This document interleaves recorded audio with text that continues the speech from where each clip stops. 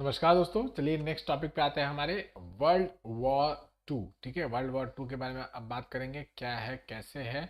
First world war हम लोगों ने देखा, उसके बाद हम लोगों ने देखा रशियन रेवोल्यूशन, अब देख रहे हैं वर्ल्ड वॉर टू। इसको सेकेंड वर्ल्ड वॉर एटसेट्रा शब्दों से भी माना जाता है। वही ग्रेट वॉर, वही सब शब्द जो फर्स्ट वर्ल्ड वॉर के लिए यूज़ किए गए थे, वो सारे के सारे शब्द इसके साथ भी यूज़ किए जाते हैं। तो वो सब याद करने की कोई ज़रूरत नहीं है।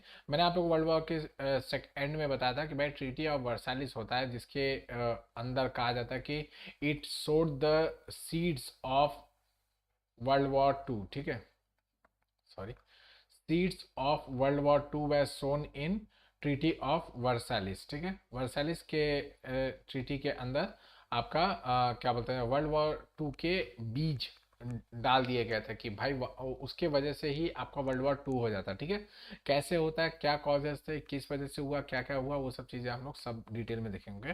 फर्स्ट ऑफ ऑल आप लोग को बता दूं कि ये स्टार्ट हुआ था आपका सितंबर 1939 में स्टार्ट हुआ था, और फिर एंड होता है 15 ऑफ अगस्त 1945 को। ठीक है, फर्स्ट ऑफ सितंबर से स्टार्ट होता है एंड उसके बाद ऐसे से। ओके, इसके अंदर भी सेम, उसमें क्या बोलते हैं, अलाइड पावर और सेंट्रल एक्सिस थे।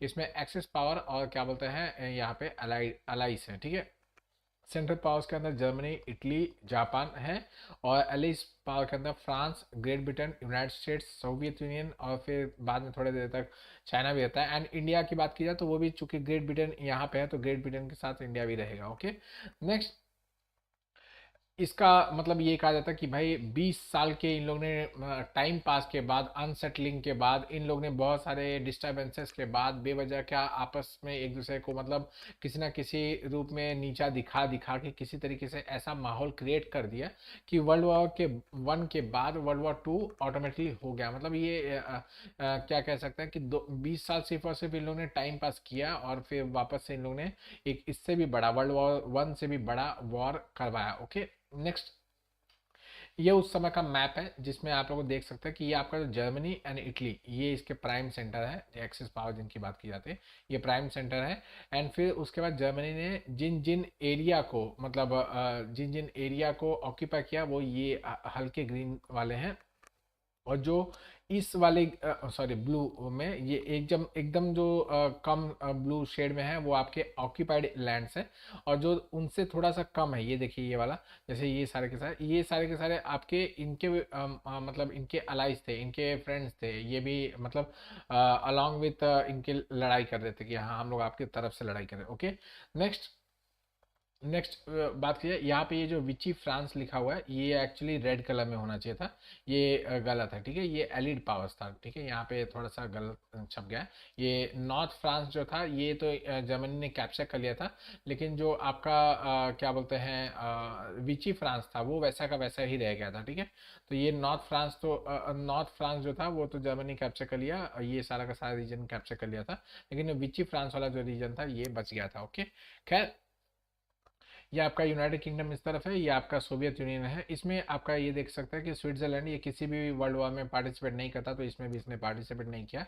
बाकी बेल्जियम, नीदरलैंड्स, ये सब भी न्यूट्रल कंट्रीज थे, बट जर्मनी ने इनको छोड़ा नहीं। क्यों? क्योंकि मैंने फ्रांस की मैपिंग में आप लोगों को बताया कि फ्रांस के और जर्मनी के बीच में जो मतलब बॉर्डर है, उस पे यहाँ पे वोजेस माउंटेन्स है, एंड इस तरफ आपका ब्लैक माउंटेन्स है, बीच में राइन रिवर है। ठीक है, तो इनको क्रॉस करना बहुत मुश्किल है, मतलब सोल्जर्स के लिए। तो that is why they went through this way. Okay, यहाँ पे आपको करके दिखाता हूँ।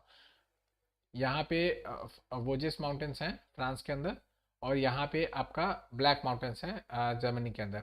बीच में से राइन रिवर जाती है, तो इसको क्रॉस करना सोल्जर्स के लिए बहुत ही मुश्किल था। एंड जर्मनी ने क्या किया कि नीदरलैंड्स, बेल्जियम वाले रास्ते से आया, जो कि प्लेन रीजन है। ठीक है, ये रीजन से आना आसान है। ओके, फ्रांस के ऊपर कब्जा करने के लिए। ओके, नेक्स्ट, नेक्स्ट, बाकी और ये तो बता दिया, ये सोवियत यूनियन है, ये आपका यूनाइटेड किंगडम है, ये विची फ्रांस है, जो कि फ्रांस का बचा हुआ हिस्सा था। ठीक है, और चार्ल्स डी गॉल इसको लीड कर रहे थे, इस विची फ्रांस को चार्ल्स डी गॉल लीड कर रहे थे।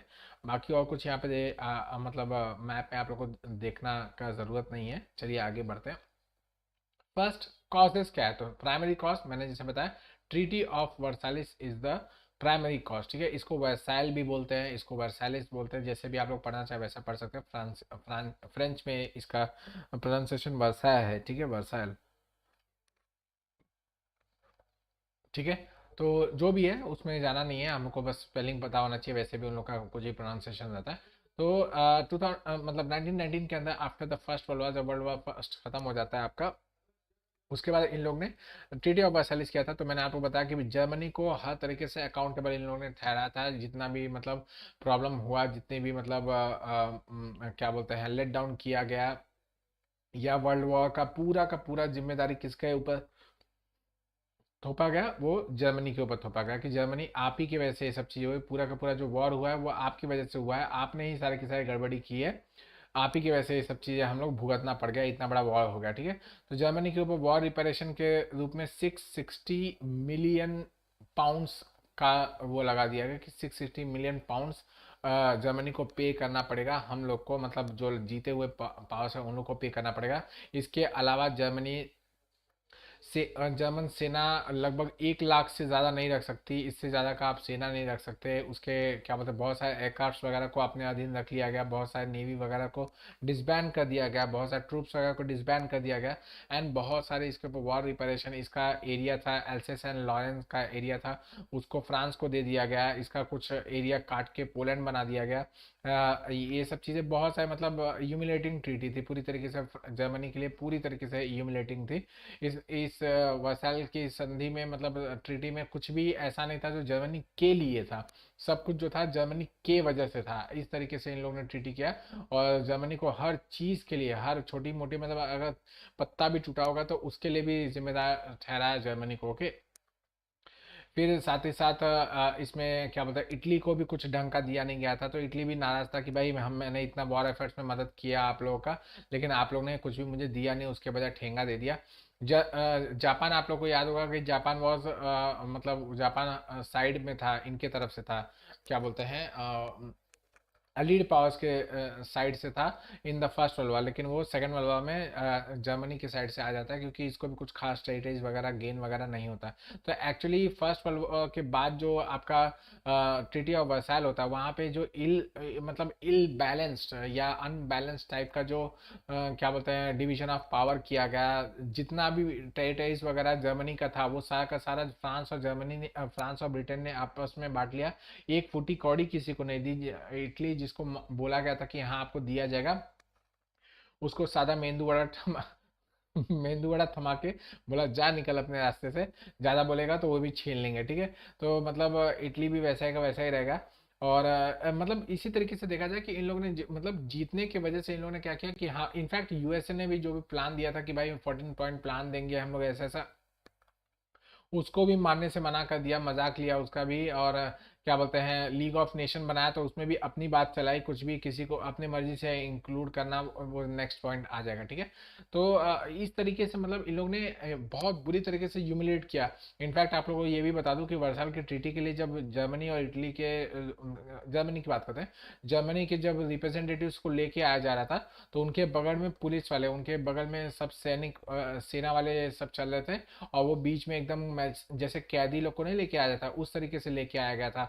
ऐसे मतलब एक कंट्री का रिप्रेजेंटेटिव है, एक कंट्री के रिप्रेजेंटेटिव से मिलने जा रहा है, इस तरीके से नहीं ट्रीट कर रहे थे उनको, कैदी वॉर क्रिमिनल्स की तरह उनको क्या बोलते हैं ट्रीट किया जा रहा था। और उसी के बेसिस पे इन लोग से मतलब बातें भी की जा रही थी। ऑलरेडी ट्रीटी ऑफ वर्साइल को अच्छी तरीके से ड्राफ्ट कर दिया गया था काफ़ी दिन पहले से, इसमें नेगोशिएशन का कोई प्रावधान ही नहीं रखा गया था। मतलब जनरली ट्रीटी जो होती है उसके लिए क्या होता है कि इस तरफ से एक साइड आएगा, दूसरी तरफ से दूसरा साइड आएगा, दोनों टेबल्स पे बैठेंगे इक्वल मेंबर्स की तरह, और फिर बातें होंगी, फिर एक जॉइंट कम्युनिकेट जिसको ट्रीटी कहा जाता है वो जारी की जाता है। लेकिन यहाँ पे ऐसा कुछ नहीं किया गया। यहाँ पे क्या किया गया कि बुलाया गया उनको एकदम ह्यूमिलेट करके, मतलब सोल्जर्स के साथ साथ उन लोग को चोरों की भांति, एक क्रिमिनल्स की भांति उन लोग को लेके आया गया, और यहाँ से इन लोग पहुंच गए अपना क्या बोलते हैं एक बना बनाया पहले से ट्रीटी लेके, ड्राफ्ट वगैरह लेके पहुंच गए इनके पास, और इन लोग को दे दिया। और इन लोग ने जब मना किया कि नहीं नहीं ऐसा हम लोग नहीं कर सकते, तो बोला कि लो या फिर सरेंडर करो, नहीं तो फिर पूरा का पूरा जर्मनी हम लोग अधिकार में ले लेंगे।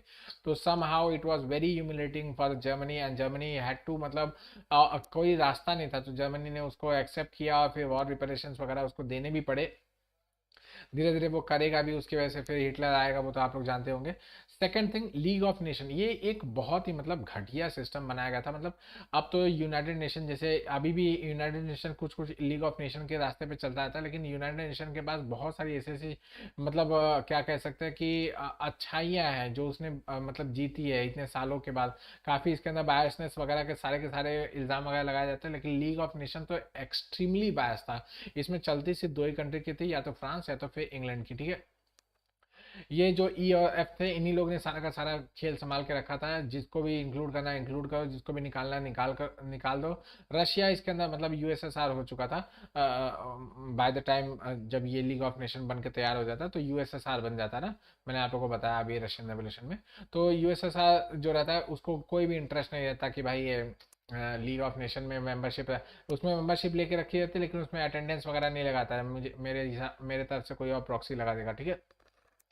एंड फ्रांस और इंग्लैंड ने अपनी मर्जी का सब चलाया। इनफैक्ट जर्मनी, जो काफ़ी मतलब पहले ही इसका मेंबर बनाने की मांग की गई थी, लेकिन जर्मनी को बोला जाता ना, ये तो मतलब चोर है, तो क्रिमिनल है, ये इसका मेंबर कैसे हो सकता है, ये तो कोवेटेड एरिया है जहाँ पे हम लोग, जैसे कि आज P5 है, P5 के अंदर इंडिया को नहीं लिया जाता है, अदर जो प्रोमिनेंट पावर्स है जर्मनी वगैरह को भी नहीं लिया जाता जानबूझ के। क्यों? क्योंकि जानते हैं ना कि भाई ये कोवेटेड एरिया है, यहाँ पे इन लोग को लेके आ जाएंगे तो ये अपने मन की बातें बताएंगे और हम लोग से सैंक्शन भी करवाएंगे, तो हमारा ये जो दबदबा है वर्ल्ड के ऊपर वो कम हो जाएगा, ठीक है।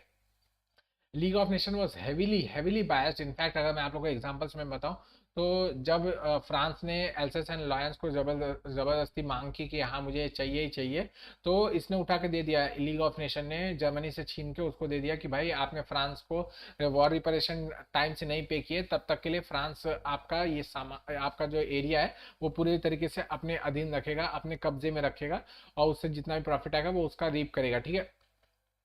इस तरीके से फ्रांस ने मतलब उसके ऊपर पूरा कब्जा कर लिया। और फिर उसका जर्मनी जब बाद में धीरे धीरे इंप्रूव होना स्टार्ट होगा, जर्मनी भी जब कई कई आइलैंड्स वगैरह ऑक्यूपाई करना स्टार्ट करेगा, टेरिटरीज ऑक्यूपाई करना स्टार्ट करेगा, तो लीग ऑफ नेशन बोलेगा नहीं नहीं कोई बात नहीं यार, कर लेने दो, बेचारे को दुख हुआ है, ठीक है, वो उसको भी थोड़ा सा मदद कर लेने दो, उसको भी थोड़ा सा बोल लेने दो, ठीक है। इस तरीके से मतलब जहां जहां इनफैक्ट आप लोगों को मैं बता दूं कि चेकोस्लोवाकिया, जो उस समय चेकोस्लोवाकिया था, अब तो चेक रिपब्लिक एंड स्लोवाकिया बन चुका है अलग अलग, लेकिन उस समय चेकोस्लोवाकिया था। तो चेकोस्लोवाकिया का एक बहुत बड़ा हिस्सा, मतलब हिटलर बोलता है कि भाई ये मेरे अधीन आता है जेकोस्लोवाकिया, ये तो मतलब गलत आप लोग ने कर दिया कि आपने यहाँ के मेरे जर्मन पॉपुलेशन को जेकोस्लोवाकिया भेज दिया, ठीक है। तो ये एरिया मुझे चाहिए। वो एरिया इन लोग आपस में डिसाइड करके, इंग्लैंड और फ्रांस आपस में डिसाइड करके दे देते हैं, हाँ हाँ भाई जर्मनी तू ले ले ले, तेरा ही लेके जा, ले और ले ले, ठीक है। इनफैक्ट ऐसा हो जाता है कि हिटलर बिना कुछ बोले ही ये पूरा का पूरा जेकोस्लोवाकिया अपने अंदर ले लेता है, और किसी को पता भी नहीं चलता कि भाई जेकोस्लोवाकिया नाम का कोई देश भी होता है, ओके। खैर, इनकी भी आइडियोलॉजी अलग थी एक्चुअली में। अगर आप लोगों को मैं बता दूं कि इस समय तक ये आपका इंग्लैंड और फ्रांस जो थे, ये अलॉन्ग विथ यूएसए कैपिटलिज्म के फेवर में थे, ठीक है, कैपिटलिज्म, ठीक है, कैपिटलिज्म के फेवर में थे। और यहाँ पे यूनियन सोवियत सोशलिस्ट रिपब्लिक में क्या हो चुका था, कम्युनिज्म आ चुका था, ये सोशलिज्म आ चुका था। तो कम्युनिज्म जो है, इट इज एंटी कैपिटलिज्म, ये कैपिटलिज्म के अगेंस्ट का चीज है ना, कैपिटलिज्म के अगेंस्ट की बातें करता है ये, ठीक है। दैट इज वाई कम्युनिज्म को इन लोग ड्रेड करते थे, मतलब इन लोग को बहुत दुख होता था कि कम्युनिज्म नहीं रहना चाहिए, कम्युनिज्म नहीं रहना चाहिए। तो जर्मनी या हिटलर की बात की जाए, हिटलर जितना जितना इस तरफ मूवमेंट करना चाहेगा उतना उसको करने दिया। यहाँ पे चेकोस्लोवाकिया लेगा, स्लोवाकिया ले लेगा, ऑस्ट्रिया हंगरी को अपने अधीन ले लेगा। यहाँ पे जब पोलैंड की बारी आती है, जो अल्टीमेट पॉइंट हो जाता है, तब इन लोग को लगता है ओहो ये तो वापस से वही वाला काम कर रहा है जो फर्स्ट वर्ल्ड वॉर में हुआ था, ठीक है। तब तक ये जितना चाहता उतना इसको दिया जाता, ले भाई तू और ले ले और ले, क्योंकि इनको लगता है कि भाई ये जब इस तरफ मुड़ेगा तो ये जाके सोवियत यूनियन से टकराएगा। सोवियत यूनियन कम्युनिस्ट है और ये लोग नेशनलिस्ट है। Nationalist are also against communism, ठीक है। जो आपके क्या बोलते हैं, TAIONALIST, ठीक है। नेशनलिस्ट जो है वो कम्युनिज्म जो है वो नेशनलिज्म के भी अगेंस्ट है, ठीक है, कम्युनिज्म कैपिटलिज्म के भी अगेंस्ट है, कम्युनिज्म नेशनलिज्म के भी अगेंस्ट है। तो जब ये नेशनलिस्ट लोग यहाँ पे जाएंगे, मतलब हिटलर जब इस तरफ मुड़ेगा, यूएसएसआर की तरफ मुड़ेगा, तो अल्टीमेटली इसकी भिड़ंत हो जाएगी यूएसएसआर के साथ, और जर्मनी और यूएसएसआर की लड़ाई में फायदा हम लोग को हो जाएगा, ठीक है। They used to think like that, but problem यहाँ पे क्या आ जाती है, यहाँ पे पोलैंड, जो पोलैंड जर्मनी से काट के बनाया गया था, वो हिटलर के लिए बहुत प्यारा था। हिटलर चाह रहा था कि भाई मुझे तो ये चाहिए ही चाहिए, मेरा ही देश है, मेरे देश को इसने काट के अलग बना दिया गया। खैर, लीग ऑफ नेशन इसको भी सैंक्शन करता है, जब तक वो मतलब पोलैंड तक अटैक नहीं करता तब तक इसको लीग ऑफ नेशन सैंक्शन करता था। हाँ हाँ, आपको जेक चाहिए ले लो, स्लोवाकिया चाहिए वो भी ले लो, हंगरी ऑस्ट्रिया चाहिए वो भी ले लो, यार जो चाहिए तुमको ले लो, आप ऐश करो, ठीक है। इस तरीके से इनको मतलब देता देता चला जाता है। Next, rise of Hitler. Rise of Hitler is a very very important point. देखिए क्या होता है, हिटलर का एक्चुअली अगर नाम बताया जाए तो एडोल्फ, इसकी बुक है मेन कैंप, KAMF, मेरी कहानी, ठीक है। ये इसके बुक का नाम है, आप लोग पढ़िएगा, आप लोग अगर टाइम पाए तो पढ़ सकते हैं, अच्छा बुक है। एडोल्फ, इसका एक्चुअल नाम था एडोल्फ हेडलर। इसका जन्म हुआ था ऑस्ट्रिया में, but due to family conditions वगैरह के फैमिली यहाँ से शिफ्ट होके आ जाती है जर्मनी। ये पढ़ने लिखने में तो कुछ खास था ही नहीं, स्पोर्ट्स वगैरह भी इसको कुछ ढंग से आता नहीं था, हाइट भी इसकी बड़ी छोटी सी टिंगू सा था बेचारा, 1.5 फीट या जिसको हम लोग यहाँ पे बोलते हैं, वैसे वो 5.5 फीट का था। तो मतलब हमारे हाइट का ही था, लेकिन उन लोग के वहाँ पे 6-6 फीट वाले लोगों के बीच में वो 1.5 फीट या दिखता था, ठीक है। 5 फीट इसकी शायद हाइट थी, 5 फीट 2 इंच या 3 इंच जो भी थी। खैर, तो किसी तरह की मतलब खेलने कूदने में भी अच्छा नहीं था, स्पोर्ट्स वगैरह में भी अच्छा नहीं था, पढ़ाई में तो एकदम गुड़ गोबर था। तो मतलब इसके फैमिली में इसके पिताजी इसको बहुत डांटते थे, इसके फैमिली वाले इससे नाराज भी थे कि भाई ये कैसा है, कुछ पढ़ने अपना फ्यूचर क्या करने वाला है, ठीक है।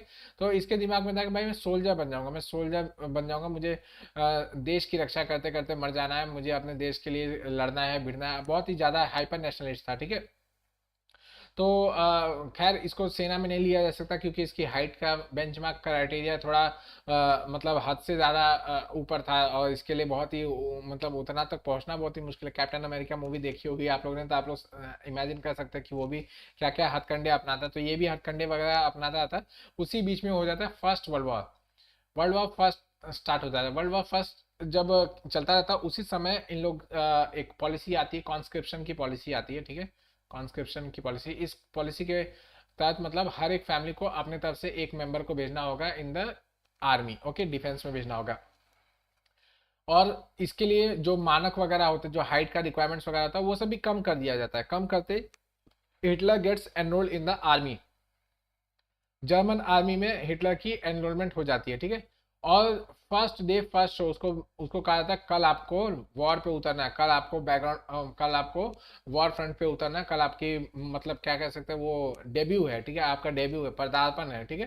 तो फर्स्ट डे एकदम सुबह सुबह नहाता है, मस्त मंजन वंजन करके अच्छी तरीके से नहा धो के तैयार होता है, लिपस्टिक पाउडर वगैरह लगा के एकदम कपड़े वपड़े पहन के एकदम हीरो बन के जैसे ही बाहर निकलता है, बंदूक उसको थमा दी जाती है, ले भाई तू उतर जा, वो रहा मैदान, लड़ने के लिए कूद जा। लड़ने के लिए जैसे ही जाता है, पता चलता है वॉर खत्म हो गई ठीक है।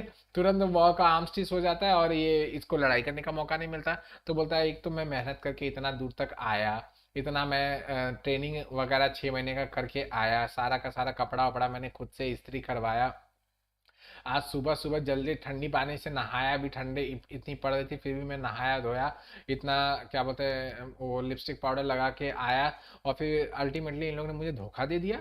ये तो बहुत गंदी बात है। इस तरीके से मेरे साथ मतलब इन लोग ने मजाक कर दिया, इन लोग ने सब लोग मतलब सारे के सारे मिले हुए मुझे बुला के, मतलब हाइट छोटा है तो क्या मेरे मजाक लेंगे इन लोग इस तरीके से। तो इसको बुरा लगता है, और ये अल्टीमेटली क्या करता है कि क्या बोलते हैं अपना ये जो सोल्जर वाला काम होता है, मतलब आर्मी छोड़ देता है, और अपनी पार्टी बनाता है, नाजी पार्टी, ठीक है। उसका अलग से कुछ नाम होता है, ठीक है, नाजी पार्टी, उसका जर्मन नाम कुछ और ही है, ठीक है। सोशलिस्ट पता नहीं क्या क्या अजीब सा नाम था उसको, शॉर्ट में नाजी पार्टी बोलते हैं, ठीक है। नाजी पार्टी बनाता है, धीरे धीरे करके वो एक एक पायदान पे चढ़ता रहता है, धीरे धीरे इलेक्शंस वगैरह में स्टैंड करता है तो बुरी तरीके से हार जाता है, कुछ भी इसको मिलता मिलता नहीं है। फिर उसके बाद कुछ तो इवेंट होता है जिसकी वजह से इसको मौका मिल जाता है और ये फिर क्या बोलते हैं काफ़ी उसके ऊपर वोकल हो जाता है। ग्रेट डिप्रेशन इसी में आ जाता है, जिसको फ़ायदा उठाने की कोशिश करता है। इस दौरान बहुत ही अनएम्प्लॉयमेंट वगैरह बढ़ जाती है और इन सब का फ़ायदा उठाता है ये हिटलर। इसको बोलने में बहुत अच्छा मतलब पारंगत था, अच्छे तरीके से बोलता था, इसकी बातें मतलब फुल ऑफ नेशनलिज्म रहती थी, फुल ऑफ लॉजिक रहती थी, तो लोगों को बहुत अच्छा लगता था और लोग इसके पीछे रैली होने लगे। साथ ही साथ इसी समय पे इसके ऊपर वॉर एफर्ट, वॉर क्राइम्स के वो सब क्या बोलते हैं जर्मनी के ऊपर ये लगाया गया रहता है, क्या बोलते हैं रिपेरेशन, जो मैंने बताया 660 मिलियन डॉलर पाउंड्स का जो रिपेरेशन था, उसकी वजह से जर्मनी के अंदर हाइपर इन्फ्लेशन हो जाता है। फिर उसी पे ग्रेट डिप्रेशन आ जाता है, अनएम्प्लॉयमेंट 5 फोल्ड इंक्रीज हो जाता है। मतलब इतना ज़्यादा इसके यहाँ पे अनएम्प्लॉयमेंट हो जाता है, इतना ज़्यादा इसके यहाँ पे गरीबी हो जाती है कि लोग क्या बोलते हैं दूसरे दूसरे जगह पे जाके छोटा छोटा मिनियल वर्क्स वगैरह करने के लिए भी तैयार होते हैं कि भाई कोई तो काम दे दो, कुछ भी काम दे दो, जूता पॉलिश करना वो भी काम दे दो, चलेगा, मुझे कोई दिक्कत नहीं है। आपका बाथरूम साफ करना वो भी मैं कर दूंगा, कोई दिक्कत नहीं मुझे, लेकिन आप मुझे काम दो, पैसे दो, ठीक है। इस तरीके से लोग इतने ज़्यादा गिर जाते हैं और इसी इसी चीज़ के ऊपर कैपिटलाइज करता है आपकी नाजी पार्टी या फिर हिटलर। ठीक है, हिटलर इसी का मौका उठाता है और क्या बोलते हैं सिखाता है लोगों को, अपनी भाषण से बताना स्टार्ट करता है कि आप लोगों के साथ कैसा किया गया, आप लोगों के साथ क्या क्या इल ट्रीटमेंट किया गया, आपको किस तरीके से बरगलाया गया। आप लोग सोचे कि जर्मनी इतना बड़ा इकॉनमी, जर्मनी इतना बड़ा पावरफुल कंट्री, जर्मनी इतना बड़ा हमारा देश नेशनलिज्म से भरे हुए थे, लेकिन आपको कुछ लोगों ने मिलके डिसअपॉइंट कर दिया, ठीक है। उसके लिए जो उस समय के जो लीडर्स होते हैं उसको ये जिम्मेदार ठहराता है और इंसिडेंटली उस समय के जो लीडर्स होते हैं उसमें प्रोमिनेंट सेक्शन ज्यूज का होता है, ठीक है। उसमें प्रोमिनेंट सेक्शन ज्यूज का होता है, दैट इज वाई इसको ज्यूज लोगों से एंटी सेमिनिज्म जिसको कहता है वो बहुत ही ज़्यादा इसके अंदर रहता है। एंटी सेमिनिज्म ये इसके अंदर बहुत ज़्यादा रहती है और ज्यूज लोग को मतलब ज्यूज लोग को देख के तो इसको मतलब खून जलता है, इस तरीके से हो जाता है, ठीक है।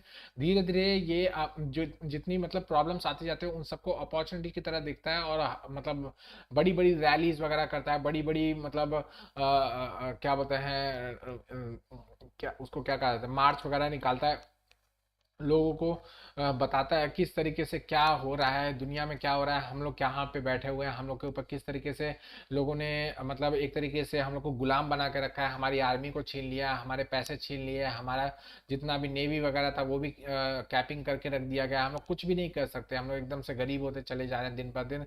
और यहाँ पे हमारा जितना भी टेरिटरीज वगैरह था वो भी इटली बोला इंग्लैंड और फ्रांस ने अपने अधीन ले लिया, हम लोग कहीं के भी नहीं रह गए, ठीक है। तो ये सब की वजह से क्या होता है कि जो जर्मन नेशनलिज्म रहता है वो लोगों के अंदर भर जाता है और लोग इसके पीछे रैली होना स्टार्ट करते हैं। फिर कुछ कुछ चीज़ें होती है, इवेंट्स वगैरह होती है पूरा का पूरा, फिर अल्टीमेटली इसको चांसलर बना दिया जाता है। ओके, प्राइम मिनिस्टर पहले बनाया जाता है, फिर प्राइम मिनिस्टर से चांसलर बन जाता है और चांसलर बनने के बाद ये उस पोस्ट को खत्म कर देता है, नीचे वाले जितने पोस्ट होते हैं उसको खत्म कर देता है। ओके, खैर इसी समय पे एक इवेंट होता है जापानीज इंपेरियलिज्म, ठीक है। जापानीज इंपेरियलिज्म एक rise of the Japanese power है। जापानीज पावर या जापानीज फैसिज्म की बात की जाए तो it is the most dreaded, मतलब इतना ज़्यादा ये भीषण और इतना मतलब डरावना था कि आपको मतलब क्या बताऊं, बहुत मतलब सब डरते थे। Japanese were far more worse than Hitler, ठीक है। जितना हिटलर नहीं था उससे कई गुना इन लोग अलग अलग तरीके निकालते थे यार टॉर्चर करने के, मतलब हिटलर भी करता था ऐसा चीज़ें, लेकिन इनके इनके rate of improving the torture का तरीका वो बहुत ज़्यादा एक्सेप्शनल था, ठीक है। हिटलर से तो बहुत ज़्यादा एक्सेप्शनल था, ठीक है। खैर जापानीज धीरे धीरे क्या बोलते हैं अपने एरिया का एक्सपांशन करना स्टार्ट करते हैं, ताइवान को अपने अधीन ले लेते हैं, चाइना का मंचूरिया रीजन अपने अधीन ले लेते हैं और मैंने आप लोगों को बताया रशिया का भी मंचूरिया रीजन जो रहता है उसमें भी इन लोग अटैक कर देते हैं और उसको भी अपने अधीन ले लेते हैं 1905 के अंदर। तो ये सारा का सारा चीज़ें सब मतलब इंक्रीज करते थे। साथ ही साथ पैसिफिक में जो छोटे छोटे छोटे छोटे कई सारे आइलैंड्स होते हैं उन पर भी हॉपिंग करते करते करते करते ये अपने अधीन लेते रहते हैं। ओके, नेक्स्ट फिर जापान के वजह से फिर बाद में यूनाइटेड स्टेट्स भी आ जाता है। 8 दिसंबर 7 दिसंबर या ऐसे कुछ दिसंबर को पर्ल हार्बर पे अटैक होता है। 7 दिसंबर मुझे याद आ रहा है। 8 दिसंबर को क्या बोलते हैं USA is in war with क्या बोलते हैं जापान एंड इनडायरेक्टली विथ क्या बोलते हैं Italy and Germany. Okay, next World war की थोड़ी सी ग्लिम्स दिखा देता हूँ, बता देता हूँ आप लोग को। जर्मन एग्रेशन, शुरू में जर्मनी में प्रॉब्लम स्टार्ट होती है एंड जर्मनी ने फर्स्ट काम जो जिसके वजह से मतलब वॉर स्टार्ट होती है, उससे पहले तो काफ़ी सारे इसने इन्वेजन किया ही होता है। मैंने बताया चेक रिपब्लिक को इन्वेट कर लिया, ऑस्ट्रिया हंगरी को इन्वेट कर लिया, स्लोवाकिया, चेक रिपब्लिक तो स्लोवाकिया के साथ ही था उस समय पे, उसको सब अपने अधीन ले लिया। फिर धीरे धीरे करके वो इंक्रीज करता चला जा रहा था। उसी में ये क्या करता है, पोलैंड के ऊपर अटैक कर देता है। ठीक है, पोलैंड के ऊपर, पोलैंड के पहले पहले तो पोलैंड के ऊपर भूमिका कैसे बनाता है वो बताता हूँ। Poland was initially A part of Prussia. ठीक है, प्रशिया का पार्ट होता है। ठीक है, पोलैंड जो होता है वो प्रशिया का पार्ट होता है, मतलब एंशियंट जर्मनी जो है, जर्मनी जहाँ से आया उसका नाम है प्रशिया। ठीक है, तो प्रशिया क्या बोलता है, अल्टीमेटली बहुत सारे और छोटे छोटे किंगडम से मिलती है तो वो बनाती है जर्मनी। ठीक है, यूनिफिकेशन ऑफ जर्मनी में आप लोग पढ़ोगे, वैसे वो आप लोग के यूपीएससी के लिए नहीं है, दैट इज वाई मैंने वीडियो नहीं बनाया। तो जर्मनी बनता है। तो ये बोलता है कि भाई ये पोलैंड जो है ऐसा कुछ कोई कंट्री पहले हुआ ही नहीं था। ठीक है, पहले जो भी था वो प्रशिया था, Prussia is Germany, Germany is now standing, where is Poland, Poland कहाँ पे था उस समय पे। ठीक है, तो बेटर कि पोलैंड नहीं होना चाहिए। एंड दूसरी थिंग, यहाँ पे जो लोग रह रहे हैं वो जर्मन भाषा बात कर रहे हैं। ठीक है, जर्मन भाषा बात कर रहे हैं, जो बॉर्डर्स पे हैं उनकी बात कर रहा हूँ, हर जगह पे नहीं। ठीक है, अंदर तो पॉलिश भाषा बात की जाती है। ठीक है, polish.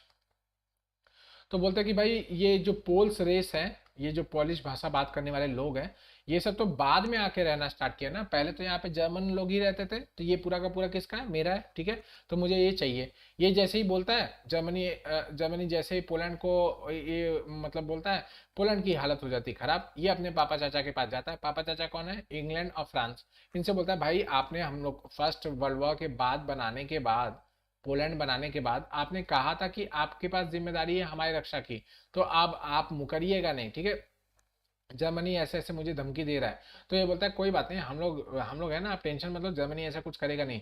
But Germany is under Hitler. Hitler बोलता है अरे जा भाई, तेरे जैसे आए बहुत धमकी देने वाला। ठीक है, तो अगस्त में धमकी दिया रहता है और सितंबर फर्स्ट को ये क्या बोलते हैं, सितंबर फर्स्ट या 31 अगस्त को वॉर डिक्लेयर कर देता है जर्मनी पोलैंड के ऊपर। ठीक है, और जैसे ही वॉर डिक्लेयर करता है उसी दिन या उसके एक दिन पहले या शाम को ब्रिटेन और फ्रांस भी जर्मनी के ऊपर वॉर डिक्लेयर कर देते हैं। So now the war start. ठीक है, इसी के साथ रशिया भी वॉर डिक्लेयर, रशिया डिक्लेयर नहीं करता, ये भी आप लोगों को बताता हूँ। ओके, हाँ, इसमें एक चीज बताना भूल गया कि पोलैंड के इस तरफ, ये देखिए आपको दिखाता हूँ यहाँ पे, ये देखिए पोलैंड है। ये कितना गंदा कर दिया यार, कितना अच्छा सा मैप था उसको गंदा कर दिया। ओके, ये आपका जर्मनी है, ये आपका पोलैंड है, और इसके इस तरफ यहाँ से स्टार्ट हो जाता है आपका रशिया। ठीक है, यहाँ से पूरा का पूरा रशिया स्टार्ट हो जाता है। तो रशिया जो था वो भी पोलैंड को नहीं पसंद करता था, उसको भी लगता था, क्योंकि पोलैंड के जो उस समय के प्राइम मिनिस्टर थे, उनका एक बहुत ही मस्त बयान आता है कि भाई मैं रशियंस को अपने ज़मीन पे पैर नहीं रखने दूंगा, भले जर्मनी मुझे पूरी तरीके से खा जाए। ठीक है, इस तरीके से कि रशियंस का एक भी स्लाव, बोलते हैं स्लाव, कोई भी स्लाव पर्सन हमारे पोलैंड के ऊपर पैर नहीं रखेगा, ऐसा ये उस समय वहाँ के प्रेसिडेंट बोलते हैं, प्राइम मिनिस्टर जो भी रहते हैं वो उनको बोलते हैं। ठीक है, तो ये सुन के, और फिर यूनाइटेड किंगडम और क्या बोलते हैं फ्रांस का जो आपस में मिली भगत रहती है, तो जर्मनी बोलता है कि भाई यहाँ से इन लोग अटैक करेंगे, और यहाँ से रशिया जो है, ये मतलब यूएसएसआर, ये भी फ्रांस और जर्मनी का दोस्त बना बैठा है। तो मैं क्या करता हूँ, पहले यूएसएसआर के पास जाता हूँ। ये यूएसएसआर के पास जाता है, बोलता है भाई तेरे से मैं दोस्ती करने आया हूँ, 20 साल के लिए हम तुम दोस्त हो गए। ठीक है, पहले से टाइम लिमिट बता देता कि 20 साल के लिए मैं तू दोस्त, एकदम से दोस्त, कट्टी दोस्ती है इतना, मतलब अब खून अगर मतलब निकलेगा तो एक दूसरे का खून ही निकलेगा, इस तरीके से मतलब मतलब बता रहा हूँ, मजाक कर रहा हूँ कि भाई इतनी वो कहते हैं ना लंगोटिया यार होगा कि आपसे तेरी मेरी दोस्ती होगी 20 साल के लिए, ना मैं तेरे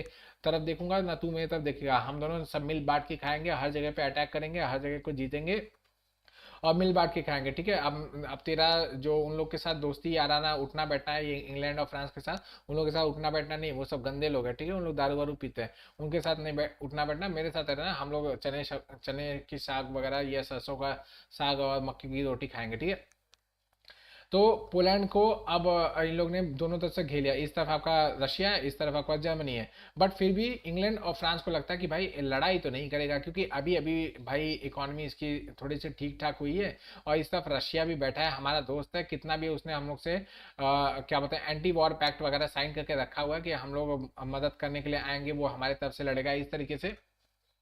बट रशिया का एक कॉमन दुश्मन है पोलैंड, ठीक है। रशिया और जर्मनी दोनों का कॉमन दुश्मन है पोलैंड, ठीक है। तो ये क्या करता है, आपका अटैक कर देता है, ये अटैक कर देता है, तो इन लोग सोचते हैं कि भाई रशिया विल अटैक, या फिर रशिया कुछ ना कुछ करेगा, but Russia also attack for gaining the territory in Poland, ठीक है। पोलैंड की टेरिटरी को गेन करने के लिए वो भी अटैक कर देता है, और इसी से प्रॉब्लम बढ़ जाती है कि भाई रशिया, जिसके ऊपर इन लोग होप कर रहे थे कि भाई ब्रिटेन जर्मनी जब बढ़ेगा तो वो रशिया को काउंटर करेगा, इन लोग ने इसीलिए इसका मतलब पूरी तरीके से अपीजमेंट किया था। बट यहाँ पे प्रॉब्लम हो जाती है उल्टा, यहाँ पे ये जाके रशिया से दोस्ती कर लेता है, और दोनों मिल बांट के बीच में रखा हुआ केक काट के खा जाते हैं, ठीक है।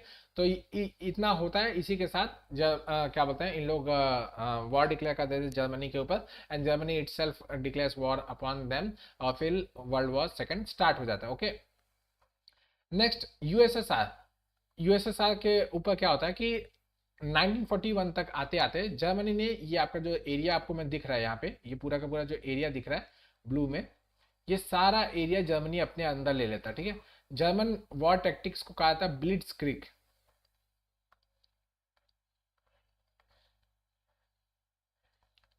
ब्लिट्स क्रिग, इसका मतलब है लाइटनिंग स्पीड से वॉर करना, ठीक है, लाइटनिंग स्पीड। इन लोग क्या करते थे, जैसे ये फ्रांस और जर्मनी का बॉर्डर या किसी का बॉर्डर पकड़ लिए, तो जर्मनी यहाँ से क्या करेगा, जैसे ही वॉर डिक्लेयर करेगा तो फर्स्ट पूरा का पूरा एक जंगी जहाज का पूरा बेड़ा भेजेगा, ठीक है। काफी बड़ी मात्रा में यहाँ पे 200-400 के क्या बोलते हैं, जितने भी आपके फ्लाइट्स वगैरह होंगे, जितने भी आपके प्लेन्स वगैरह होंगे, फिटेड ऑल द बॉम्बर्स, सब बॉम्ब भरे भरे अच्छी तरीके से, सारे बॉम्बर्स को एक साथ भेजेगा कि जाओ अटैक करो।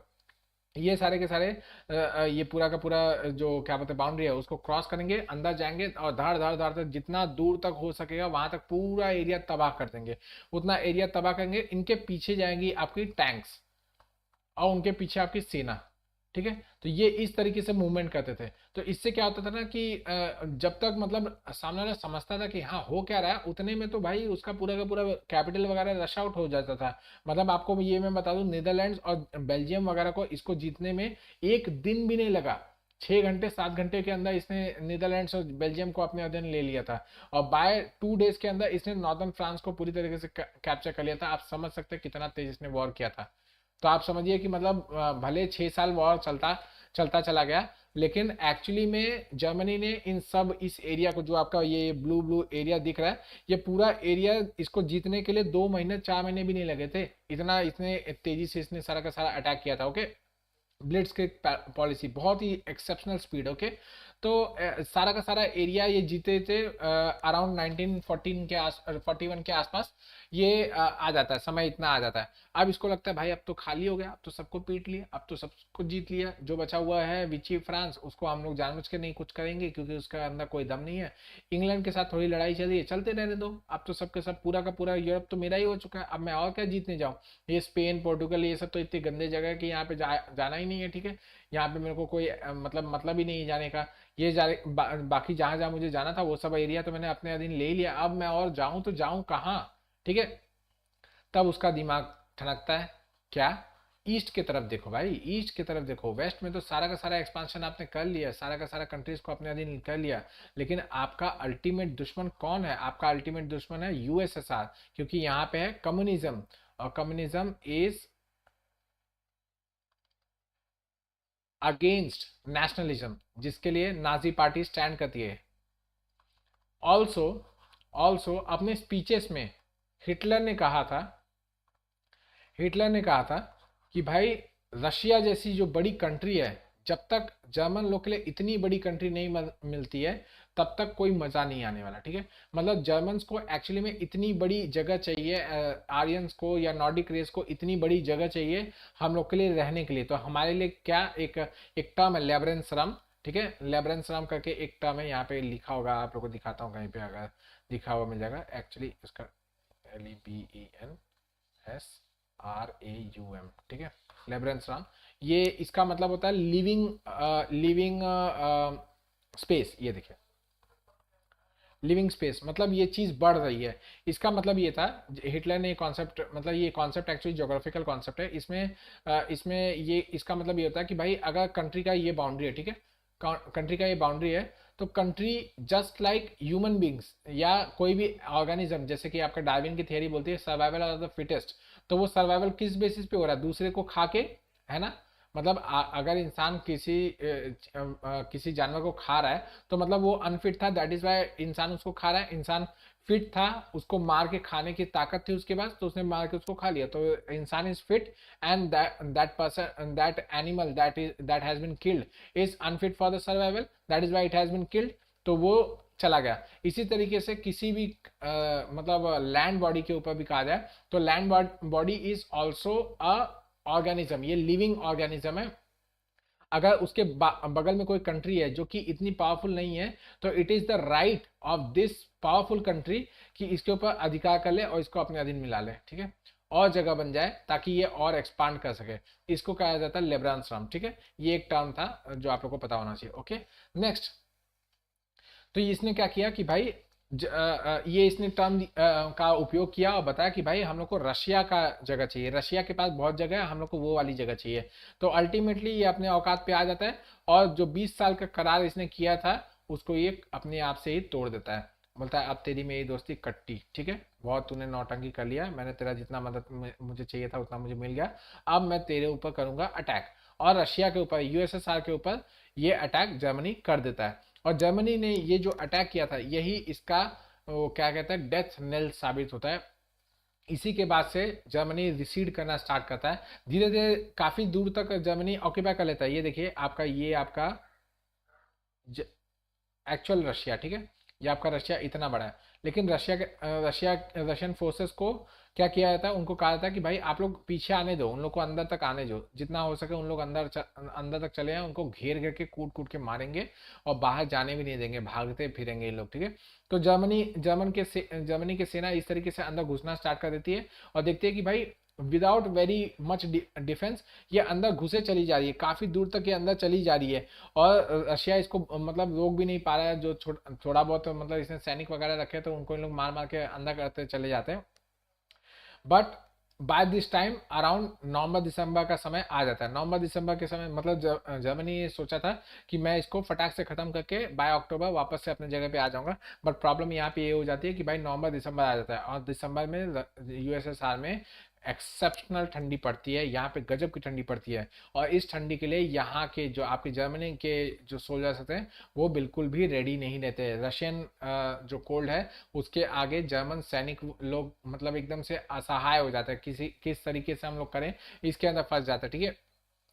अब रशियन लोग मारना शुरू करते हैं, क्यों? क्योंकि आप लोग उन लोग देख रहे हैं भाई इन लोग नेचर से अपना जान बचाएंगे और जब बचा के भागना स्टार्ट करेंगे तो हम लोग इनको पीछे से मारेंगे, ठीक है। तो ये मारना स्टार्ट करते हैं और बुरी तरीके से मतलब ऐसा हो जाता है कि अब जर्मन हर जगह पिट रहे हैं। जहां तक अभी इन लोग ने एक्सेस किया था वो हर जगह पे अब रशिया धीरे धीरे एनक्रोच करना स्टार्ट कर देता है। ओके, नेक्स्ट नॉर्मैंडी का invasion, June to be precise 6 June 1944 को एलाइज पावर्स ने डी डे का टाइम रखा और डी डे के टाइम को इन लोग ने कहा कि भाई इस दिन हम लोग मतलब अमेरिकन फोर्सेस, फ्रेंच फोर्सेस और इंग्लिश फोर्सेस सब साथ में यहाँ पे नॉर्मैंडी के बीच पे उतरेंगे, ठीक है। नॉर्मैंडी का बीच का है वो भी मैं आप लोगों को दिखाता हूँ। फ्रांस की मैपिंग आप लोग ने अगर देखी होगी जो मैंने किया था तो उसमें आप लोग को पता होगा, ठीक है।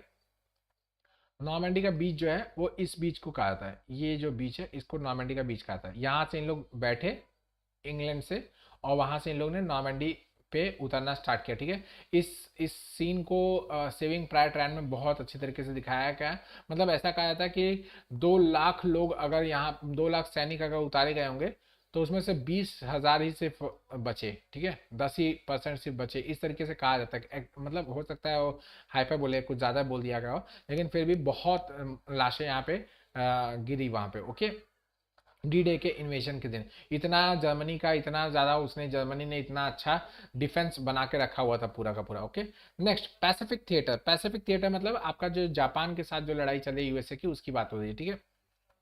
जापान ने 7 दिसंबर को पर्ल हार्बर के ऊपर अटैक कर दिया, ठीक है। यूएस का नेवल बेस होता है पर्ल हार्बर, ठीक है। जापान बार बार हॉपिंग करता था, इस मतलब आपका ऐसे समझाऊं कि आपका ये सपोज कीजिए कि ये आपका पैसिफिक है, ठीक है। तो एक तरफ आपका यूएसए है और एक तरफ आपका जापान है, ठीक है। तो जापान धीरे धीरे एक एक आइलैंड्स को ऑक्यूपाई करता रहता है, एक एक आइलैंड्स को धीरे धीरे करके ऑक्यूपाई करता चलता रहता है, ठीक है। और ऐसा मतलब इसके वजह से क्या होता है कि यूएसए सोचता है कि भाई मेरे तरफ ही आ रहा है। मैंने आप लोगों को कई बार बताया, यूएसए इज मोस्ट डरपोक कंट्री ऑफ द वर्ल्ड। ये तुरंत डर जाता है और इसको जापान को बोलता है भाई तू मेरे तरफ मत आ, तू अपने एरिया में रहे, मेरे एरिया में मत आ, समझा कि नहीं। बट जापान बोलता है नहीं, मुझे तुझसे क्या लेना है, मैं तेरे एरिया में क्यों आऊंगा, मैं अपना जितना जितना एरिया हो सकता है उतना मैं इंक्रीज करने की कोशिश कर रहा हूँ। बट यूएसए तो डरपोक, बार बार इसको मेडलिंग करता था, बार बार इसको मेडलिंग करता था। तो पैसिफिक में एक आइलैंड होता है पर्ल हार्बर, ठीक है। इस हार्बर को क्या बोलते हैं, ये आपका यूएसए का हार्बर होता है, ठीक है। यहाँ पे अल्टीमेटली फ्रांस बोला हूँ, Japan is force to attack, ये वहां पे अटैक करता है और बुरी तरीके से, पर्ल हार्बर मूवी देखिएगा, बहुत अच्छे तरीके से बनाया गया है उसको। उस पे पूरा का पूरा अटैक करके बुरी तरीके से तबाही मचा देता है, ठीक है। और फिर 8 दिसंबर को यूएसए अगेन कम, मतलब इसने डिक्लेयर कर दिया कि भाई अब से मैं भी वॉर में आ चुका हूँ, अब मैं लड़ूंगा against this axis power. And फिर तीनों कंट्री जो आपका जापान, इटली और जर्मनी, उन तीनों ने भी यूएसए के ऊपर वॉर डिक्लेयर कर दिया, ठीक है। फिर धीरे धीरे लड़ाई वगैरह चलती रहती है, जापान ने धीरे धीरे रिसीड करता जाता है, एक एक आइलैंड यूएसए गेन करता चला जाता है, ठीक है।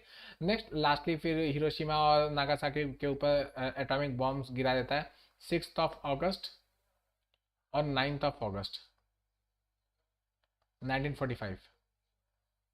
इनके ऊपर इसी क्रम में 6 अगस्त को हिरोशिमा पे और नागासाकी पे 9 अगस्त को बॉम्ब्स ड्रॉप कर दिए जाते हैं। और फिर अल्टीमेटली क्या होता है, जापान सरेंडर करता है 15 अगस्त को, ठीक है। 15 अगस्त इसीलिए हमारा क्या बोलते हैं डेट डिसाइड होता है आपका इंडिपेंडेंस डे, क्योंकि जो आपके लॉर्ड माउंट बैटन होते हैं वो इस देश को, इस दिन को बहुत ही ज़्यादा ऑस्पिशियस मानते हैं, क्योंकि इस दिन को वर्ल्ड वॉर सेकंड खत्म हुआ होता है, ठीक है। और उन्होंने इसीलिए क्या बोलते हैं, जो आपका इंडियन इंडिपेंडेंस ट्रीटी आई होती है, मतलब एक्ट जो आया होता है 1947 वाला, उसके अंदर अपने तरफ से इंटेंशनली 15 अगस्त को आपका डेट डिसाइड किया होता है, ओके। लास्टली सरेंडर कर दिया जाता है बाय द जर्मन लोग ने, तो काफ़ी पहले सरेंडर कर दिया था, लास्ट तक लड़ाई करते रहते जापानीज। और जापानीज ये हिरोशिमा नागासाकी के बाद इन लोग भी सरेंडर कर देते हैं, ठीक है। ये आपका क्या बोलते हैं फुल वॉर का स्टार्ट से लेके एंड तक।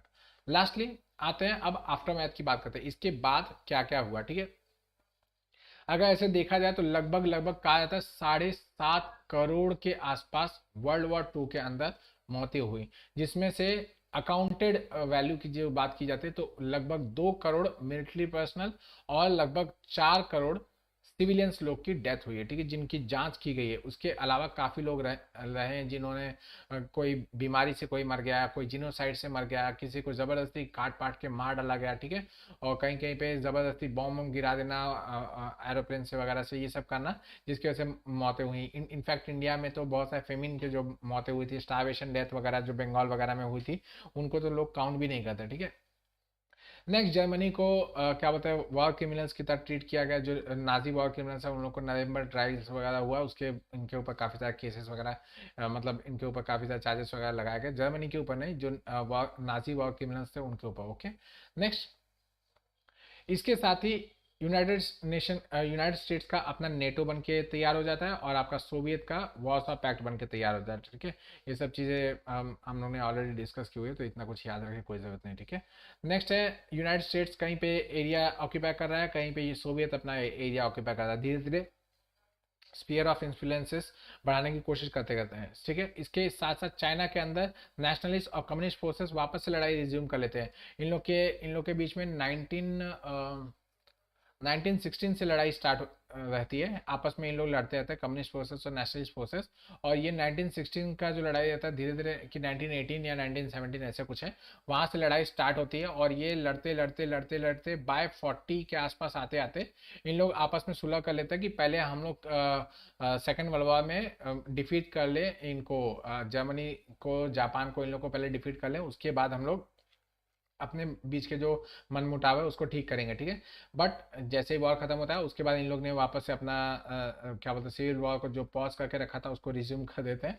और जून 1946 में इन लोग रिज्यूम करते हैं। और 1949 के आसपास आते आते जो नेशनलिस्ट फोर्सेस है वो भाग जाते हैं ताइवान, और जो आपका कम्युनिस्ट फोर्सेस है वो रिपब्लिक ऑफ चाइना को घोषित कर देते हैं, ठीक है, कम्युनिस्ट रिपब्लिक ऑफ चाइना, ठीक है। नेक्स्ट, बाकी ये वाला तो वॉर वगैरह ग्लोबल इकोनॉमी वगैरह सफ़र किया है तो समझ ही सकते हैं। नेक्स्ट है रिकवरी वगैरह का काम शुरू किया जाता है, मार्शल प्लान और यूरोपियन इकोनॉमिक पॉलिसी, ये सब बहुत सारे ऐसे प्लान्स वगैरह लाए जाते हैं जिसके थ्रू वापस से इकोनॉमी को रिवाइव करने की कोशिश की जाती है कि भाई अब वो आपस से वो क्या बोलते हैं ग्रेट डिप्रेशन वाली हाल ना हो जाए, पुराना फर्स्ट वर्ल्ड वॉर के बाद जो प्रॉब्लम हुई थी वो सब चीज़ें ना हो। इसके लिए इन लोग बड़े बड़े प्लान, बड़े बड़े इंस्टीट्यूशन, IMF को बनाना, वर्ल्ड बैंक को बनाना, ये सब चीज़ें करते हैं। इनफैक्ट वर्ल्ड बैंक का नाम उस समय IBRD रहता है, international bank for reconstruction and development, ठीक है, और IMF रहता है। इन सब की मदद से ये सब वापस से चीज़ें स्टार्ट होते हैं, ओके। नेक्स्ट, लॉस के हिसाब से देखा जाए तो सबसे ज़्यादा लॉस अगर किसी ने झेला था तो वो सोवियत यूनियन ही था, ठीक है। उसको बचाने के लिए भी इन लोग नहीं आते। आप लोग को मैं बता दूं कि एक सेंट पीटर्सबर्ग की एक लड़ाई होती है, एंड एक और जगह है वहाँ की लड़ाई होती है। तो वहाँ के बगल में ही क्या बोलते हैं मतलब वहाँ पे रशियन फोर्सेस मांग करती हैं कि भाई बगल में जो आपके इंग्लिश फोर्सेस है और फ्रेंच फोर्सेस है वो आके हमारी मदद कर दे, लेकिन ये मदद करने के लिए भी नहीं जाते। तो वहाँ से इन लोग को समझ में आ जाता है कि भाई अब तो हमारे बीच में मतलब कुछ अच्छा तो चल नहीं रहा, ओके। नेक्स्ट, यूनाइटेड नेशन का चार्टर आता है जिसको अटलांटिक चार्टर कहा जाता है, ठीक है। अटलांटिक चार्टर आपका वर्ल्ड वॉर 2 के आउटकम्स में हम लोग देख रहे हैं। अटलांटिक चार्टर जिसके अंदर आपके कुछ 8 प्रिंसिपल पॉइंट्स वगैरह रखे गए। First, no territorial gains by United States और यूनाइटेड किंगडम। जैसे कि हम लोग ने फर्स्ट वर्ल्ड वॉर के बाद देखा कि भाई ट्रीटी ऑफ वर्साइलिस हुआ, तो उसमें इन लोग ने यूनाइटेड किंगडम और फ्रांस ने आपस में सारे के सारे जितने भी टेरिटरीज थे वो आपस में बांट लिए, तू ये रख ले, तू वो रख ले, ऐसे ऐसे करके बांट लिए। लेकिन यहाँ पे दो दे वोन बट दे सेड कि हम लोग कोई भी टेरिटरीज वगैरह नहीं रखेंगे, ओके। नेक्स्ट, जो लोग हैं, जो कॉमन पब्लिक है, उनके विशेष के अनुसार टेरिटोरियल एडजस्टमेंट वगैरह कर दी जाएंगी। नए नए कंट्रीज अगर बनाने पड़े तो वैसे ही बना दिए जाएंगे, ओके। हर एक इंसान को, हर एक पीपल को राइट टू सेल्फ डिटर्मिनेशन दिया जाएगा। वो अपने को डिटरमाइन कर सकता है, वो फ्रेंच है, वो जर्मन है, वो इंग्लिश है, वो अपने हिसाब से वहाँ पे रहने के लिए अलाउ होगा, ठीक है। नेक्स्ट, ट्रेड बैरियर्स को लो किया जाएगा, अब बेवजह का प्रोटेक्शनिज्म वो सब नहीं किया जाएगा, okay. Next, global economic cooperation और सोशल वेलफेयर के लिए हम लोग काम करने स्टार्ट करेंगे, ठीक है। World free of want and fear हो जाना चाहिए, ठीक है। नेक्स्ट है freedom of ideas, freedom of seas, freedom of ये सब जो अच्छी अच्छी चीज़ें होती है वो सब, ठीक है। नेक्स्ट, इसके अलावा जो एग्रेसर नेशंस हैं उन लोग को पहले डिसआर्मामेंट करना होगा और फिर बाकी सारे के सारे लोग भी डिसआर्मामेंट की तरफ राह पे चल पड़ेंगे, ठीक है। इसी समय पे आपका गैट भी आता है जो बाद में रिफॉर्म होकर WTO बन जाएगा, ठीक है, World Trade Organization. Next, United Nation बन के आता है, मैंने बताया यूनाइटेड नेशन का अटलांटिक चार्टर घोषित किया था। ये आपका 1944 में 1945 में 1944 में बातचीत स्टार्ट होती है और 1945 में इसका चार्टर डिस्कस करके इसको पास ऑन कर दिया था अक्टूबर 24 1945 को। और फिर तब से यूनाइटेड नेशन जो है वो आपका अस्तित्व में आ जाता है। और फिर जो भी आपके 5 है वो उसी समय डिसाइड कर लिए जाते हैं। China, France, United kingdom, United Soviet और क्या बोलते हैं यूनाइटेड स्टेट्स जो है, इन सबको डिसाइड कर लिया जाता है कि भाई ये सारे के सारे जो है ये यूनाइटेड नेशन के P5 रहेंगे, ओके। इसी समय पे ह्यूमन राइट्स का यूनिवर्सल डिक्लेरेशन भी आता है जो 1998 का है। इसमें आता है कि भाई जो इतने सारे वॉर क्राइम्स हुए हैं तो इसके अंदर काफ़ी सारे ह्यूमन राइट्स के वायलेशन वगैरह भी हुए हैं। इन वायलेशंस वगैरह को वापस ना होने पाया ऐसा कोई भी वायलेशन, आगे कोई वॉर वगैरह होती है तो उसमें कोई भी ह्यूमन राइट का वायलेशन नहीं होना चाहिए, सिविल वायलेशन नहीं होना चाहिए, इकोनॉमिक वायलेशन नहीं होना चाहिए, सोशल वायलेशन नहीं होना चाहिए। तो इसके लिए हम लोग ने ह्यूमन राइट्स का डिक्लेरेशन लिया। और क्या बोलते हैं तब से हर एक जगह पे ये होगा कि जिन्होंने ह्यूमन राइट्स का डिक्लेरेशन पे साइन किया हुआ है उनको ह्यूमन राइट्स से रिलेटेड कुछ ना कुछ काम करना पड़ेगा, जैसे हमारे पे NHRC हम लोग ने बना कर रखा है, okay. Next, advances in technology and warfare, तो ये मैंने फर्स्ट वर्ल्ड वॉर में भी बताया था कितना ज़्यादा एडवांसेस किया गया, हर एक तरीके से लड़ने के अलग अलग नए नए तरीके ईजाद किए जा रहे, केमिकल वेपन्स वगैरह, बायोलॉजिकल वेपन्स वगैरह, न्यूक्लियर वेपन्स वगैरह सब बनाए जा रहे। सोचिए कहाँ हम लोग चाकू तलवार से लड़ाई कर रहे थे और यहाँ पे एटॉमिक एटॉमिक बॉम्ब्स वगैरह चलाए जा रहे हैं, ठीक है। इसके अलावा जो यहाँ से वहाँ जाना आना, इनफैक्ट आप लोगों को बता दूं जो फर्स्ट वर्ल्ड वॉर था उसके अंदर लास्ट सेक्शन में, लास्ट बाय द एंड के समय पे आपके मतलब एरोप्लेन के एडवांसमेंट बहुत ज़्यादा होते हैं, टैंक्स वगैरह बहुत बन के आ जाते हैं, लेकिन यहाँ पे तो सब कुछ ऑलरेडी बना हुआ था। इनफैक्ट यहाँ पे मैंने बताया जर्मनी के ब्लिट्जक्रिग पॉलिसी में, तो आपका फ्लाइट, आपका मतलब एरोप्लेन और क्या बताओ उसके बाद tanks, they form the major chunk, fighting का सबसे इंपॉर्टेंट पर्याय यही होता था कि भाई आपका ये पहले जाएगा, उसके बाद ये जाएगा, उसके बाद सेना जाएगी, ताकि उसकी हैवी कैजुअलिटीज वगैरह ना हो। कैजुअलिटीज को रिड्यूस करने के लिए ये सब तरीका अपनाया जाता था, ठीक है। लैंड वॉरफेयर, अंडर सी वॉरफेयर, हवा के ऊपर वॉरफेयर, हर जगह पे लड़ाई कर रहे हैं, मतलब कहीं पे भी जगह मिले लड़ने के लिए तो वहां पे लड़ाई करना स्टार्ट कर दिया, ठीक है। इस तरीके से इनके बीच में हो रहा है। नेक्स्ट, इसी दौरान क्रिप्टोग्राफी की बहुत इंपॉर्टेंट चीजें होती है कि भाई क्रिप्टोग्राफी, इससे रिलेटेड एक मूवी है इमिटेशन गेम, ये भी आप लोग देखिएगा कभी, इमिटेशन गेम, ठीक है।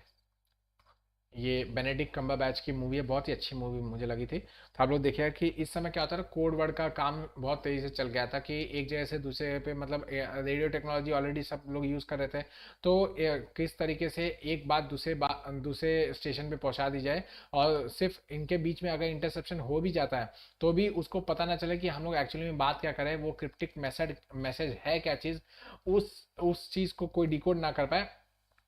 इसलिए इसलिए क्या बोलते हैं, नए नए टेक्निक्स निकाले गए, नए नए वो सब बनाए जाए। इनफैक्ट आप लोगों को बता दो, इमिटेशन गेम आप लोग देखेंगे तो इसमें एक मशीन बनाई जाती है, ये एनिग्मा मशीन है, ये जर्मन एनिग्मा मशीन है जो बनाई जाती है, ठीक है। इसी मूवी के अंदर आप लोग को देखने को मिल जाएगा, ओके। नेक्स्ट, इसके साथ साथ बहुत सारे अच्छे अच्छे प्रोग्रामेबल कंप्यूटर्स वगैरह इस समय बनाए जाते हैं।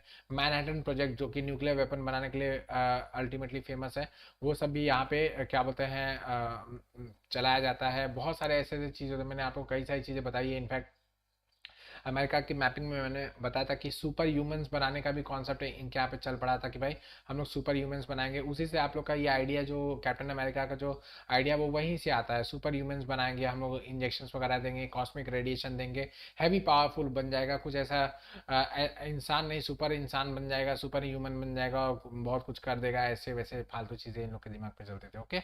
नेक्स्ट, वर्ल्ड वॉर टू और इंडिया की बात करते हैं। ये इंपॉर्टेंट चीज़ है हमारे पर्सपेक्टिव के हिसाब से, तो ऑलरेडी मैंने बताया भी था वैसे भी। इस समय हमारा स्टार्ट हो जाता है नॉन लास्टली, पहले तो इंडिविजुअल सत्याग्रह स्टार्ट होता है, उसके बाद हम लोग स्टार्ट करते हैं क्विट इंडिया मूवमेंट, ओके। तो we were the part of the allied nations, मैंने आप लोगों को जैसे बता दिया कि भाई since we were part of British empire, तो that is why we were indirectly part of the British allied forces, ठीक है। ये हम अलाइड फोर्सेस में, इसमें इनिशियली हम लोग ने 25 लाख हमारे सैनिक भेजे थे, जो अल्टीमेटली 50 लाख हो गया, ठीक है। 50 लाख तक के मतलब सोल्जर्स हम लोग ने यहाँ से भेजे थे, और सिर्फ किसी एक जगह पे नहीं, हमारे सोल्जर्स लोग ने हर एक अरीना में, चाहे वो अफ्रीका में फाइट हो रहा है, चाहे एशिया में फाइट हो रहा है, चाहे यूरोप में फाइट हो रहा है, हर जगह पे हमारे सैनिकों ने अपने अपने कारनामे दिखाए। इनफैक्ट जो विक्टोरिया क्रॉस होता है, विक्टोरिया क्रॉस उस समय का सबसे सर्वोच्च क्या बोलते हैं, जैसे आज हमारे यहाँ पे परमवीर चक्र वगैरह दिया जाता है, उस समय विक्टोरिया के क्रॉसेस होते हैं। तो उस समय के जो विक्टोरिया क्रॉसेस की जो टोटल संख्या थी, उसमें से 15% alone went to Indian and Nepalese troops, ठीक है। नेपालीज ट्रूप्स मतलब आपके गोरखा रेजिमेंट, जो इंडिया ही एक्चुअली में मेंटेन करता है, ओके। तो ये सारे के सारे जितने भी आपके क्रॉसेस थे, वो सारे के सारे इंडिया में, तो आप समझ सकते हैं हमारे बलिदान कितना ज़्यादा होगा। लेकिन आज भी इन लोग भिखारी लोग हम लोग को कुछ देने के लिए, मतलब उन सोल्जर्स लोग के आज तक इन लोगों ने वेतन भी नहीं दिए, सैलरीज नहीं दिए, पेंशन की तो बात ही छोड़ दीजिए, ठीक है। इतने भिखारी कमीने करके, okay. Next, reactions from Indians, तो इंडियंस के रिएक्शन क्या कहते हैं, तो वो आप लोग को बता दूं। फर्स्ट ऑफ ऑल, एक सेक्शन था जैसे आपका मुस्लिम लीग, हिंदू महासभा का एक सेक्शन था जो कि ब्रिटिश वॉर एफर्ट्स को सपोर्ट करता था। इन लोग के दिमाग में वही चीजें चल रही थी कि भाई हम लोग ब्रिटिश लोग का सपोर्ट करेंगे तो British will in turn give us something, कुछ ना कुछ तो दे ही देंगे।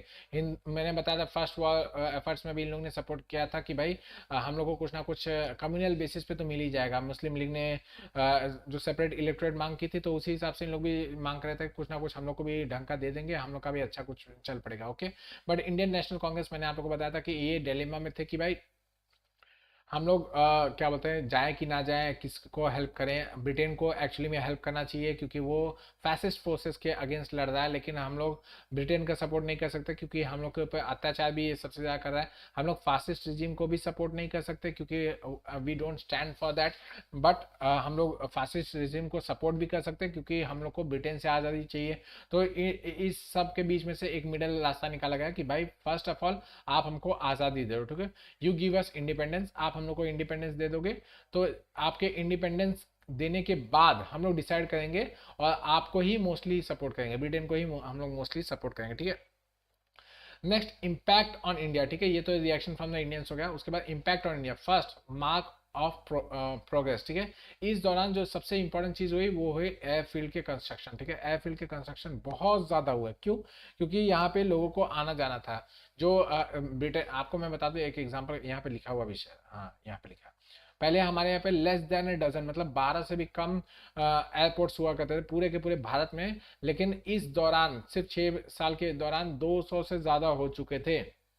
आज भी बहुत सारे ऐसे ऐसे जगह है जहाँ पे मतलब एयरफील्ड्स को वापस से रिवाइव करने के काम किया जा रहा है। इनफैक्ट आप लोग का जो उड़े देश का आम नागरिक, ठीक है, ये जो प्रोजेक्ट है उड़ान, जो प्रोजेक्ट है, इस प्रोजेक्ट के अंदर भी रिवाइवल ऑफ एयरफील्ड्स की बात की गई है। जो पुराने एयरफील्ड्स हैं उनको रिवाइव करना है हम लोग को, ठीक है। और काफ़ी सारे रिवाइवल भी हो रहा है। मेरे घर के पास भी एक, घर के पास नहीं, यहाँ से काफ़ी दूर है, 30-40 किलोमीटर है, लेकिन वहाँ पे भी हो रहा है। ओके, तो ये एक इम्पॉर्टेंट इवेंट था। इसके साथ साथ पोर्ट का डेवलपमेंट करना, ट्रेनिंग फैसिलिटीज़ का डेवलपमेंट करना, रोड, रेलवे, ये सब डॉकयार्ड्स वगैरह ये सब बनाना, अच्छा अच्छा।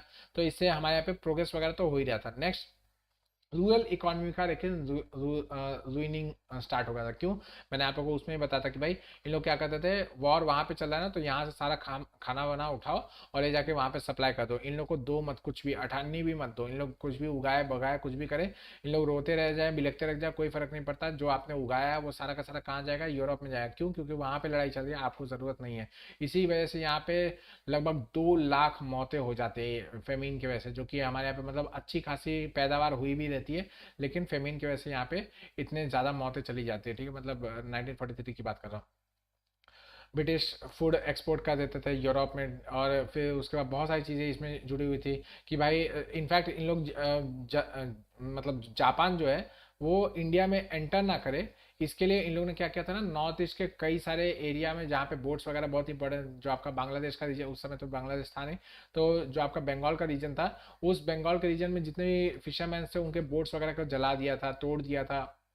इनके जो नेट्स वगैरह थे या इनके जो क्या बोलते हैं फिशिंग गियर्स वगैरह थे, वो सब कुछ उठा के चोरी करके इन लोग ने अपने पास रख लिया था कि इसका उपयोग ये जापानीज फोर्सेस ना कर ले हमारे अगेंस्ट में। इस तरीके से इन लोग चीज़ें करते थे कि भाई इन लोग फिश मतलब खाने पीने के लिए फिशेस वगैरह पकड़ के खा पी ना ले, इस तरीके से।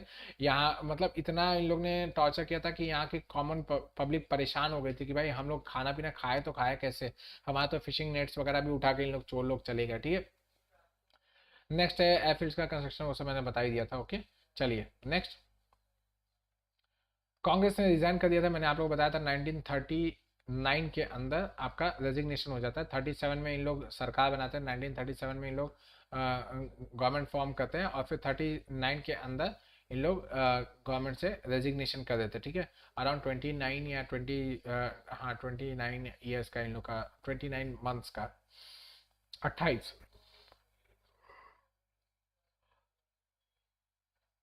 आई एम सॉरी मैं जब भी कहानी सुनाने लगता हूँ तो मुझे ऐसे नींद आने लगती है। ओके, तो खैर 28 मंथ्स का इन लोग का रूल होता है। ये भी चीज़ें जो भी है याद रखिएगा। लास्टली ग्रांट ऑफ इंडिपेंडेंस, ठीक है। ग्रांट ऑफ इंडिपेंडेंस ये आपका वर्ल्ड वॉर जैसे ही खत्म होता है तो दबाव बन जाता है कि भाई आप इंडिया को इंडिपेंडेंस दे दो। इनफैक्ट इसके दौरान ही काफ़ी सारा दबाव बनाया जाता है भाई यूएसए, चाइना, इन लोग की तरफ से दबाव बनाया जाता है कि भाई इंडिया की सपोर्ट लो, इंडिया की सपोर्ट लो। इंग्लैंड से बोलते हैं कि भाई इंडिया की सपोर्ट लो, इंडिया की सपोर्ट लो। तो इन लोग क्या बोलते हैं, क्रिप्स मिशन भेजते हैं, फिर अगस्त डिक्लेरेशन होता है, और फिर उसके बाद धीरे धीरे इन लोग समझ जाते हैं कि भाई ये इंडियंस लोग सुधरने वाले नहीं हैं, इन लोग मतलब आज़ादी लेने के सिवा इन लोगों को कुछ चाहिए नहीं। तो फिर ultimately they were compelled to give us independence in 1947, though with a partition which crushed our economy and also और इथोस वगैरह जो उनके ऊपर रिलाय करते थे, वो पूरी तरीके से इन लोगों ने तबाह कर दिया। ओके, चलिए इसी के साथ वाइंड अप करता हूँ। आप लोग से कल फिर मुलाकात करूंगा लगभग इसी टाइम में, तब तक ऐसे पढ़ते रहिए। Thank you very much. चलिए।